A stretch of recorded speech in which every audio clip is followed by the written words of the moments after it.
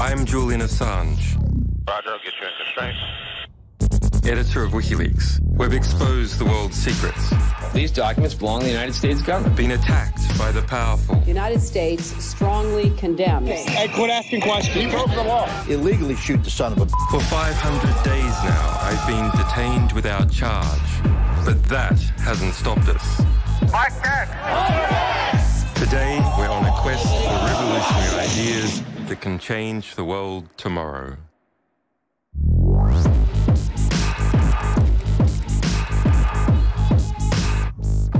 A furious war over the future of our societies is underway. The most, this war is invisible. On the one side, a network of governments and corporations that spy on everything we do. On the other, the cypherpunks, virtuoso geek activists who make codes and shake public policy. This is the movement which spawned WikiLeaks. I am joined by three cypherpunk friends. From Germany, Andy Muller-Magoon. From France, Jeremy Zimmerman. And from the United States, Jake Applebaum. I want to ask them, is the future of the world the future of the internet?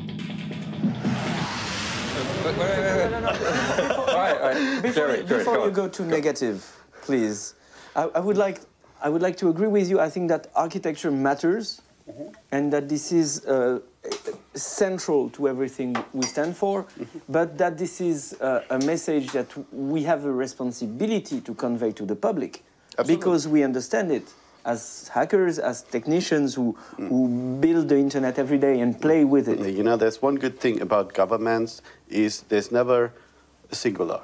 They're always in plural. That is finally what is going to save us from the big brother, because there's going to be too many who want to be big brother, and they will have fights amongst each other and so on. I don't think so, Andy. I think we once upon a time had national elites that were competitive with each other, and now they're linking together and they're lifting off their respective... They are linking together, you are right in that respect, and I'm not sure it's really going to save our ass, but there is the chance of actually keeping our own identity and we have to stick to our own infrastructure. That's like the important thing to learn I think this is why the copyright wars are so essential, because with peer-to-peer technologies, since Napster in '99, people just understood, got it, that by sharing files between individuals, you're a criminal. No, you build better culture. People who practice... you're a criminal. That's the storytelling. But you build a better culture for yourself. Everybody who used Napster... let me finish that, please. The history of the human race and the history of culture is the history of copying thoughts, modifying, and processing them further on. Culture is meant to be shared. And if you call it stealing, then you're like on the cynical... We've had in the West, since like the 1950s, we've had industrial culture. Yeah, but our culture has become sort of an industrial product. You want to copyright and restrict your thoughts, well... we are feeding the troll here, because he's playing the devil's advocate, and he's doing it very good. It's such obvious bullshit. Yeah, it is bullshit. In the political storytelling, it is called stealing. But I want to make my point here, that everybody who used Napster back in '99 became a music fan, and then went to concerts and became a prescriptor telling everybody, oh, you should listen to those people, you should go to that concert, and so on. And when it is about sharing culture, it is exactly the same when it is about sharing knowledge. So we have examples where decentralized services and sharing between individuals makes things better. And the counter example is the devil's advocate you were playing, where an industry comes and say, oh, this is stealing and this is killing everybody, killing artists, killing Hollywood, killing cinema, killing kittens, and everything. And I once again have to disagree with the devil's advocate you've been playing earlier. Some conservative members of the European Parliament today now understand that individuals, when they share things, when they share files without a profit, shouldn't be enforced. Shouldn't go to jail, shouldn't be punished. We all speak about the privacy of communication and the right to publish. And that's something that is quite easy to understand, has a long history. And in fact, journalists love to talk about it because they're protecting their own interests. But if we compare that value to the value of the privacy and freedom of economic interaction, actually, when every time we see an economic interaction, or every time the CIA sees an economic interaction, they can see it's this party from this location to this party in this location, and they have a figure to the value and importance of the interaction. So isn't actually the freedom or privacy of economic interactions more important than the freedom of speech? They're inherently linked. That's a very tough one. They're inherently linked. If we just look from a simple intelligence perspective, you've got a $10 million intelligence budget. You can spy on people's email interactions, or you can have total surveillance of their economic interactions. Well, the point is which one would you prefer? Well, these days, what they will do is they will say, okay, we will just force the payment and bankings to use the internet, so we have both. And that's what they did. So actually, there was this very interesting thing from the cables also that the Russian government tried to negotiate a way that Visa and MasterCard payments from Russian citizens within Russia would have to be processed in Russia, and Visa and MasterCard actually refused it. Yeah, well, the power of the US Embassy and Visa combined was enough to prevent even Russia from coming up with its own domestic payment card system. Meaning that even payments from Russian citizens within Russian to Russian shops will be processed through American data centers. So when Putin goes out to buy a Coke, will have jurisdictional control, or at least when Putin goes out to buy a Coke, 30 seconds later it is known in Washington DC. So this, and that, of course, is a very unsatisfying situation. Independent of the fact if I like the US or not, this is just a very central, dangerous thing to have a central place where all payments are stored, because it invites de facto to all kinds of usage of that data. Well, the architecture, I mean, one of the fundamental things that cypherpunks recognize is that the architecture actually defines the political situation. So if you have a centralized architecture, even if the best people in the world are in control of it, it attracts assholes. And those assholes do things with that power that the original designers would not do. No matter where we look, we can see, especially with financial systems, that effectively, even if the people have the best of intentions, it doesn't matter. I mean, the architecture is the truth. It's true for the internet with regard to communications. The so-called lawful intercept systems, which is just a nice way of saying spying on people, right? That stuff was built, I think. What's a euphemism, lawful interception? Yeah, absolutely. Well, like lawful murder. You've heard about that. The drone torture. strikes on American citizens by the U.S. President Obama. You know, when he killed Anwar al-Awlaki's 16-year-old son in Yemen, that's lawful murder, right? Or targeted killing, as they put it, right? So so-called lawful intercept is the same thing. You just put lawful in front of everything, and then all of a sudden, because the state does it, it's legitimate. But it's, in fact, the architecture of the state that allows them to do that at all. And it is the architecture of the laws and the architecture of the technology just as the same as it's the architecture of financial systems. And what the cypherpunks wanted to do was to create systems where we could compensate each other in a truly free way, where it was not possible to interfere. And with financial issues, it is the most dangerous thing to be working on. I mean, there's a reason that the person that created Bitcoin did so anonymously. With money, it's a lot more complicated, and we have these things called money laundering laws and so on, and they tell us that, you know, drug and terrorist organizations are like otherwise abusing the it's one of these abusing the infrastructure to do evil things. Actually, I'd be very interested to have more surveillance companies and government spendings to be transparent on these issues.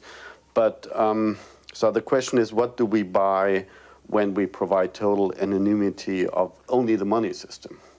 What would happen, actually? I think this might lead here and there to interesting areas where people make it themselves a little more easy and say, well, you know, I can raise my voice, I can go to the parliament, but I can also just buy some politicians, which would... You're describing the US, right? There is here a real problem. I think. Are you sure it's a problem, Jeremy? Maybe, in fact, it's a good attribute that those industries that are productive, I think the devil's advocate drank too much vodka, whiskey, whatever. Jeremy, wait. Let's actually see if he can finish this sentence without cracking up. Go ahead. Troll us, Master Troll.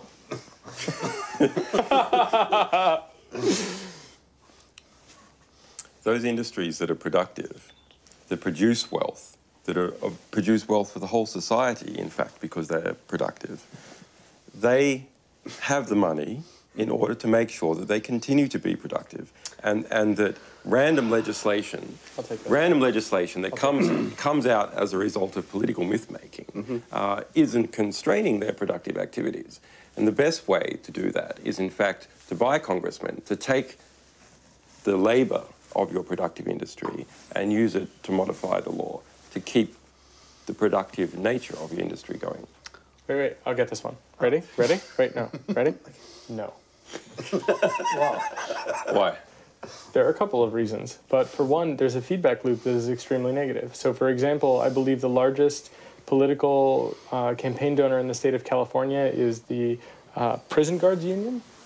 And part of the reason to do this is because they like to lobby for stronger laws, not because they care about the rule of law, but because it is a job incentive. So if you see that these people are lobbying to create more prisons, to jail more people, to have longer sentences, what is it they are effectively doing? What they're doing is they're using the benefit that they actually receive for the labor that was actually beneficial, arguably, in the first place, in order to expand the monopoly that the state grants to them in what they're allowed to do. So they're just using it for wealth transfer from actual productive industries to industries that are not productive. You could sum it up that way. You could also sum it up But maybe that's just a small component. I mean, you always... every system is abused. Perhaps these, if you like, free riders that are just involved in wealth transfer. Yeah, perhaps those are a small element. And in fact, the majority of the lobbying, the majority of the influence on Congress does actually come from productive industries, making sure that the laws continue to permit those productive industries from being productive. I think you're missing, I mean, okay, the question is what's the policy here? So what's the positive way we could formulate these things? I just wonder whether we couldn't, in fact, sort of standardise the actual practice in the United States and formalise it. So you do simply buy senators. No. So you actually buy them, and you actually buy votes in the Senate. Let's assume we had the money. Let's assume we had the money to buy the... Yeah, and it was all open, and it's highest bidder, and each one goes for an auction. But the weapon industry would still have more money. Each one goes for an auction. So, because it's... No, I think it wouldn't. I think it wouldn't. I actually think the military-industrial complex would be relatively marginalised because their ability to operate behind back doors in a system that is not open to general market bidding is, in fact, higher than other industries. But they have a system of privilege. I just want to go back to his Jeremy. I just want to have the privilege. You got to address the clearance thing he just said there, because there's a fundamental inequality in the system. Come on, no. There's a fundamental. Okay, you got to talk about the fundamental inequality. I mean, you're the French guy in the room. Come on. When you say let's let the dominant actors decide what the policy will be, I can answer you from the perspective of what was the internet in the last 15 years, where innovation was so-called bottom-up, where new practices emerge out of nothing, where a couple of guys in a garage invented a technology that spread like... for nearly everything, for Apple, for Google, for everything. YouTube. For everything that happened on the internet just boomed after being unknown a few months or few years before. So you cannot predict what will be the next innovation. My point here is that policy has to adapt to society and not the other way around. We have the impression with the copyright wars that legislator tries to make the whole society change to adapt to a framework that is defined by Hollywood. Say, okay, what you're doing when with your new cultural practice is just morally wrong. So if you don't want to stop it, then we'll design legal tools to make you stop doing what you think is good. This is not the way to make good policy. So I'm convinced that when you enable the most powerful industrial actors to decide what policy should be, you don't go that way. Jake, can you speak a little bit about this detainment that you've had at US airports and why that has occurred? Well, I mean, they've asserted that It occurs because I know why. But, you know, to speak to your point about what it is like, I mean, depending on when, you know, they always give me different answers, but usually they say one response, which is, I mean, uniformly across the board, they say, because we can. And I say, okay, I do not dispute your authority. Well, I do dispute your authority. I do not dispute it now. I merely wish to know why this is happening to me. Now, I mean, people tell me all the time, well, isn't it obvious? You work on tour. You're sitting next to Julian. What did you expect? Right? I mean, for example, I've had people literally tell me, what did you expect for associating with people like this? I've also had them tell me bullshit like, oh, remember 9/11? That's why. Or because we want you to answer some questions, and this is the place where you have the least amount of rights we assert. And I mean, the stuff that they do in this, you know, in this situation, they deny access to a lawyer, they'll deny access to a bathroom, but they'll give you water, right? They'll give you something to drink in order, like a diuretic, in order to convince you that you really want to cooperate in some way. They did this to pressure for political reasons. They asked me questions about how I feel about the Iraq War, how I feel about the Afghani War, you know, basically, at all of these steps of the way, they repeated the tactics of the FBI during COINTELPRO, for example, where they specifically tried to assert, through their authority to change political realities in my own life, and to try to pressure me not only to change them, but to give them some special access to what's going on in my head. And they've seized my property. I'm not even, I'm not even really at liberty to discuss all of the things that have occurred to me. So this has happened to you, but Chinese people I speak to, when they speak about the Great Firewall of China, in the West we talk about this in terms of censorship, and that it's blocking Chinese citizens from coming out and reading what is said about the Chinese government in the West and by Chinese dissidents and by the Falun Gong and so on. But their concern is actually not about censorship. Their concern is that in order to have internet censorship, there must also be internet surveillance. In order to check what someone is looking at, to see whether it is permitted or denied, you must be seeing it, and therefore if you're seeing it, you can record it all. And so this has had a tremendous chilling effect on Chinese. I guess I think that it is important to just to remember that censorship and surveillance are not issues of other places. And, you know, people in the West love to talk about how Iranians and the Chinese and North Koreans, they need anonymity and they need freedom and they need all of that stuff, but we don't need it here. And it's very important to note that actually it is not just oppressive regimes.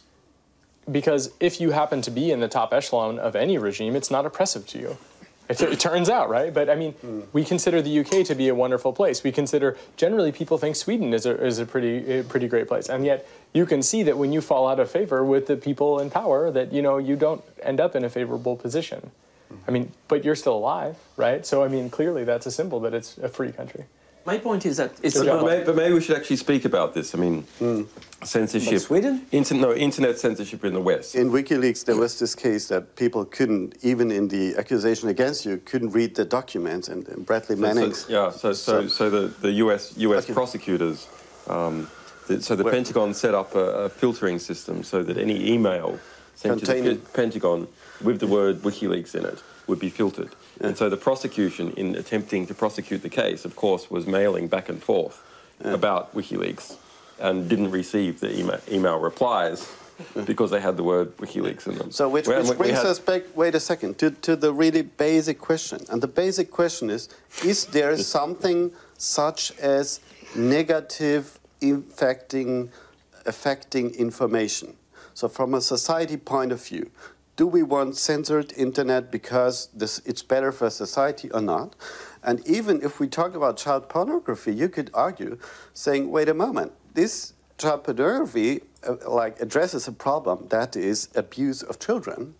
And in order to solve the problem, we need to know the problem. Right. So if you filter it out, evidence for the crime. The solution is always another one than censorship.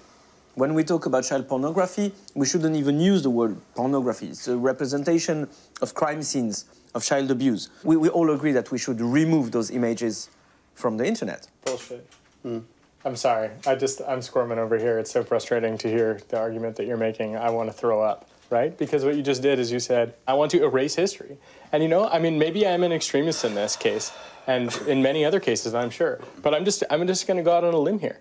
You know, this is actually an example of where erasing history does a disservice, right? It turns out that with the internet, we learned that there's an epidemic in society of child abuse.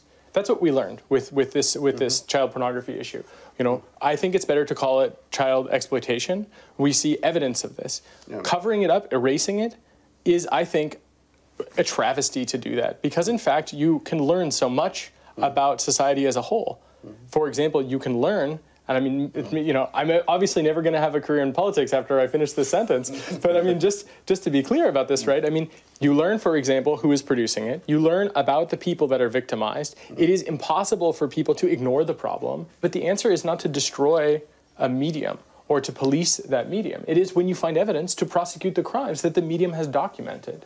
It is not to weaken that medium. It is not to cripple society as a whole over this thing. The easy thing to do is to pretend that it doesn't exist, and then to stop it and say that that has stopped the abuse, and that doesn't. Andy, I spoke recently with the president of Tunisia, and I asked him about what was going to happen to the intelligence records of Ben Ali, so the equivalent to the Stasi archives of Tunisia. And he said that, well, these were very interesting, and the intelligence agencies, he would have to, they're a problem and they're dangerous, and he would have to knock them off one by one. But in relation to these archives, he thought it best for the cohesion of Tunisian society that they all be kept secret. So there wasn't a blame game. And you were a young man during the fall of the Stasi in East Germany. Can you speak a little bit about the Stasi archives and what do you think about this opening up of security archives? Well, Germany probably has the most well-documented intelligence agency on the planet, or one of those, the East German Staatssicherheit, all the handbooks, procedural papers, training documents, internal studies, internal training, all that documents are roughly public. I think this is a very good thing to learn from, and that is what the president of Tunisia should consider, that he needs to distinguish between two things. The one is personal records. I can understand that it is a bit too much to expect that they publish all the personal records the former intelligence agency has raised. Did you follow the situation with the Amdawa in Egypt? So where the domestic state security, 100,000 strong, people went in, they looted the archive, and lots of material came out and was spread around the place. You could buy records for $2 in the local market, uploaded to, and it hasn't destroyed Egyptian society. Yeah. No, I'm just saying that I do have a bit of an understanding of people don't want their personal records to be released. I can understand that. Let's take a step back. You argue, essentially, from a completely flawed point, which is this notion that data is private when it is limited, essentially, and that's just not true. For example, in my country, if 1 million people have a security clearance and they're allowed to access that private data... 4.3 million. How can you call that data private? All right. Right? That's the problem, right? Is that it is not actually truly 100% secret from every person on the planet. No. It is only secret from the people It's secret from the powerless and to the powerful there. Yeah, you're right. You're right. But, I mean, it's not... We can go to a broader issue, though. So the internet has led to an explosion of the amount of information that is available to the public. Yeah. It's just extraordinary. The educative function is extraordinary. On the other hand, what is not seen, and people talk about WikiLeaks and they say, people talk about WikiLeaks and they say, oh, look, all that private government information is now public. The government can't keep anything secret, etc. I say this is rubbish. I say that WikiLeaks is the shadow of a shadow. And in fact, powerful groups have such a vast amount of secret material now that it dwarfs the amount of publicly available material. And the operations of WikiLeaks are just a percentage fraction of this privately held material. So do you think, when you look at the balance between powerful insiders knowing every credit card transaction in the world, shadow states of information that are starting to develop and swapping with each other and developing alliances and connections with each other and into the private sector and so on, versus the increased size of the commons. So the internet is a common tool for humanity to speak to itself, and that increase in power. How do you see, Jeremy, the battle in these playing out? Indeed, all those topics are bound together. I'll try to make the link between 5 conversations ago and 3 conversations ago. And because when we talk about concentrating power, we once again talk about architecture. And when we talk about internet censorship, it is about centralizing the power to determine what people may be able to access or not, and whether it's government censorship or also private-owned censorship. They're changing the architecture of the internet from one universal network to a balkanization of small sub-networks. But what we are discussing since the beginning are all global issues, whether we're talking of the financial system going awry, whether we're talking of corruption, whether we're talking of geopolitics or energy or environment, or I don't know. All of these are global problems that mankind is facing today. And we have still one global tool between our hands that enables better communication, better sharing of knowledge, better participation in political and democratic process. What I feel, what I suspect is that a global, universal internet is the only tool we still have between our hands to address those global issues. And this is why this is a central fight that we have to fight and that we all have a responsibility here to fight. They have this notion from cypherpunks that code is law. On the internet, what you can do is defined by what programs are existing, what programs run, and therefore code is law. Absolutely. The key thing I think that people should walk away with, especially if there's some 16-year-old or 18-year-old person that wishes they could make the world a better place, the thing they have to know is that you can build alternatives. And everyone, especially with the internet, is empowered to do that for the context that they exist inside of. And it is not that they have a duty to do it, but it is that if they wish to do this, they can.